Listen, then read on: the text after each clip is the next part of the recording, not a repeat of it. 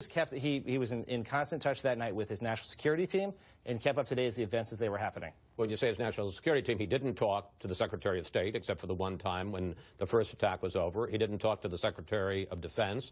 He didn't talk to the chairman of the Joint Chiefs. Who was he talking to? He was talking to his national security staff, his national security council, or the people who would keep him up to date about these things as they happen. Was he in the Situation Room? He was kept up to date throughout the day.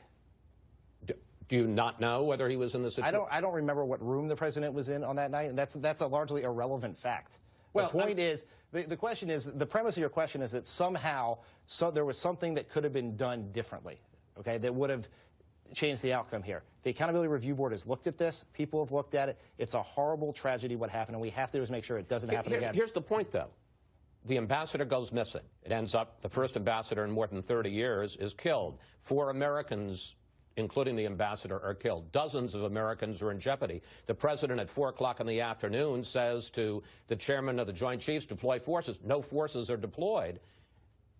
Where is he while all this is going on? This has been testified to by the... Well, no one knows where he was or how he was involved or who told him there were no forces. The suggestion of your question is that somehow the president allowed this to happen. I just want to know what the answer is. The assertions from Republicans here that somehow that the president allowed this to happen or didn't take action is offensive.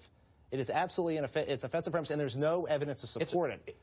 I'm simply asking a question. Where was he? What did he do? How did he respond?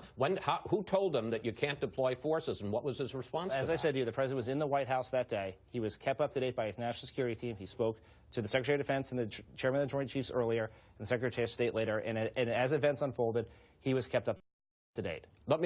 Here's one of the reasons that people have questions about this. This week, the White House released 100